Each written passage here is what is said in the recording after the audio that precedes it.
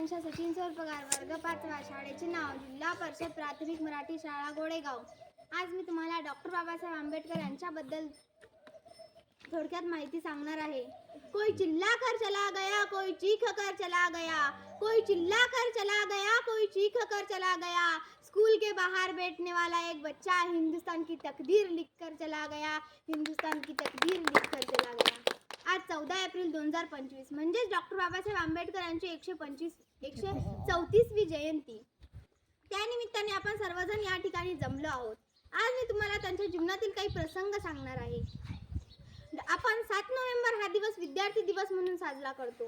Doctor Babasaheb Ambedkar यांच्या नावावर 32 पदव्या आहेत। ते 9 भाषांचे जाणकार होते। हे सगळं आपल्याला माहिती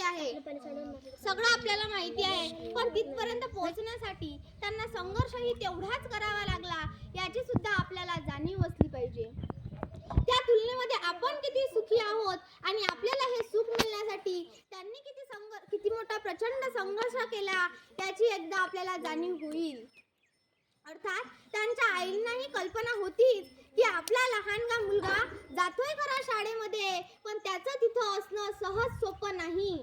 म्हणून भीमराव शाळेत जात असताना त्यांच्या आईंनी त्यांना सांगितले की तू शाळेत जाशील, पण तिथली परिस्थिती तुझ्या अनुकूल असणार नाही, पण तरी सुद्धा तू तिथे घाबरू नकोस, कोणत्याही पद्धतीने मागे हटू नकोस, विद्रोह करून शाळा सोडून देऊ नकोस, कारण तुला शिकायलाच हवं आहे। तुला जर स्वतःला मोठं करायचं असेल तर तुला शिक्षणाशिवाय तरणोपाय नाही, असं त्यांच्या आईंनी त्यांना अगोदरच सांगितलं होतं। आणि त्यांच्या आईंनी त्यांना अगोदरच सांगितलं होतं। नंतर ते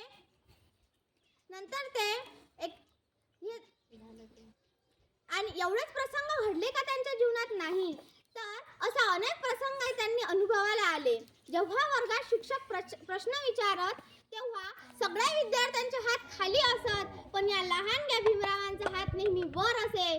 तरी सुद्धा शिक्षक त्यांना प्रश्न विचारत नसत। एकदा शेवटी भीमरावांनी विचारले, शिक्षक मला उत्तर येतं ना, मला सांगू द्या। तेव्हा त्या शिक्षकांचं अतिशय रूढ असं उत्तर होतं की तुला वर्गाच्या समोर म्हणजेच वर्गाच्या बाहेर बसून शिकायला मिळतंय, हे तुझं नशीब समज, अदरवाईज तुला शिक्षण सुद्धा अलाउड नाही। हे ऐकल्यावर ते लहानगी भीमराव त्यांच्या वडिलांकडे गेले आणि एवढं सगळं मात्र आता अनुभवास आल्यानंतर त्यांना वाटत होतं की काय करायची ती शाळा जिथं पदोपदी अपमानित व्हावं लागत असेल।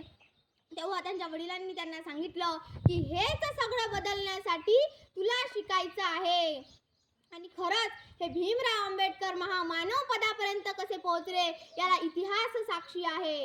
हा सगळा संघर्ष सहन करत ते फॉरेनला सुद्धा गेले। अमेरिकेतील कोलंबिया विद्यापीठात त्यांनी PhD घेतली। कोलंबिया विद्यापीठातून PhD घेतल्यानंतर भारतातील नाही तर साऊथ एशियन रिजन मधले भीमराव पहिले मनुष्य होते की ज्यांनी इकॉनॉमिक्स मध्ये PhD घेतली होती। नंतर त्यांनी 1923 मध्ये DSc घेतली। DSc म्हणजे डॉक्टर ऑफ सायन्स इकॉनॉमिक्स ही पदवी 1923 पासून तर 2023 पर्यंत या 100 वर्षात अजूनही ती पदवी कुणाला मिळालेली नाही। अशी पदवी डॉक्टर बाबासाहेब आंबेडकर यांनी घेतली होती। म्हणजे ज्या मुलाला शिक्षण घेणं उघड झालं होतं त्यानं जिद्दीनं आपला संघर्ष कायम ठेवला आणि शिक्षण कायम घेत राहिला आणि आज भारतीय घटनेचा शिल्पकार झाला। डॉक्टर बाबासाहेब आंबेडकर यांची जयंती जागतिक स्तरावर साजरी केली जाते। अशा या ज्ञानाच्या उतुंग सागरास मी विनम्र अभिवादन करते आणि शेवटी जाता एवढेच म्हणते की जिसे दौलत मिली और धनवान बन गया, जिसे ताकत मिली और पहलवान बन गया, जिसे दौलत मिली और धनवान बन गया, जिसे ताकत मिली और पहलवान बन गया, जिसे भीमजी मिल गए ओ इंसान बन गया, जिसे भीमजी मिल गए ओ इंसान बन गया। आला वारा गेला वारा उडून गेला भरारा, आला वारा गेला वारा उडून गेला भरारा, आणि संपला नाही आणि संपणारही नाही माझ्या बापाचा दरारा, माझ्या बापाचा दरारा। जय भीम।